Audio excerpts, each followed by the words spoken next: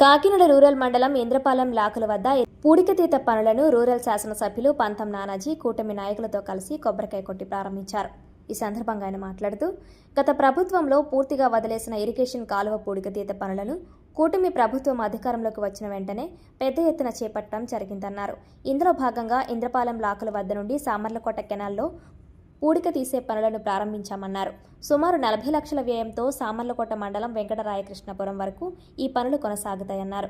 ముఖ్యమంత్రి చంద్రబాబు నాయుడు, ఉప ముఖ్యమంత్రి పవన్ కళ్యాణ్ నేతృత్వంలో కూటమి ప్రభుత్వం రాష్ట్రంలో అభివృద్ధి పనులతో పాటు రైతులకు పంట నీరు అందే విధంగా కాలువల్లో పూడిక పనులు చేపట్టామన్నారు. ఇరిగేషన్ కాలువల ఆక్రమణలపై శాసనసభలో ప్రస్తావించానని, జిల్లా పరిషత్ సర్వసభ్య సమావేశంలో కూడా పలుమార్లు ప్రస్తావించినట్లు అధికారులు చిత్తశుద్ధితో ఆక్రమణలను తొలగించాలని సూచించారు. ఈ కార్యక్రమంలో ఇరిగేషన్ డీఈపీ ఆనంద్, ఏఈ షైని, నీటి సంఘం అధ్యక్షులు కుప్పిరెడ్డి వీరస్వామి, నీటి సంఘం ఉపాధ్యక్షుడు వెంకటప్రసాద్, నీటి సంఘం సభ్యులు, కూటమి నాయకులు పాల్గొన్నారు.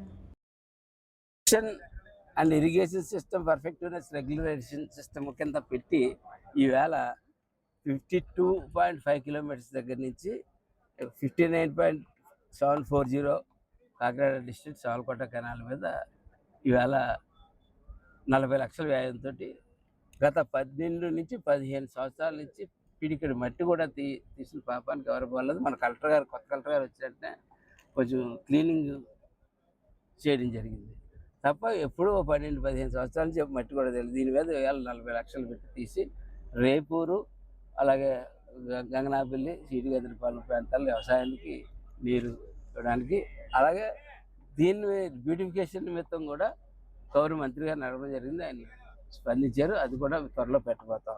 అట్లాగే లాస్ట్ ఇయర్ 82 పనులు 5 కోట్లతో 82 పనులు చేయడం జరిగింది.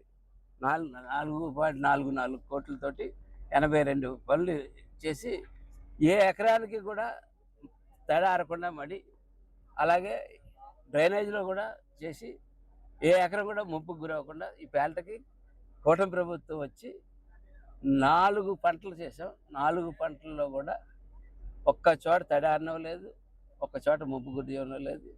దిగుబడి పెంచాం, రేటు పెంచాం, టైంకి ప్రొక్యూర్మెంట్ చేసాం, టైంకి డబ్బు ఇచ్చాం.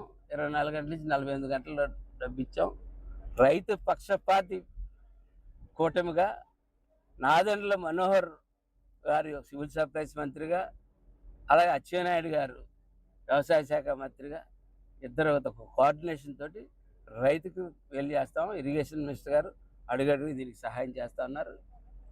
గౌరవ ముఖ్యమంత్రి గారు చంద్రబాబు నాయుడు గారు, పవన్ కళ్యాణ్ గారి యొక్క ఆశీస్సులతోటి ఈవేళకి ఈ సంవత్సరం కూడా 2,78 లక్షల రూపాయలు 40 కాలువలు పని మీద రిపేర్లు చేస్తూ ఉన్నాం. ఇంకా పాడైపోయిన షట్టర్స్, అటువంటి చిన్న చిన్న పనులు చాలా ఉన్నాయి.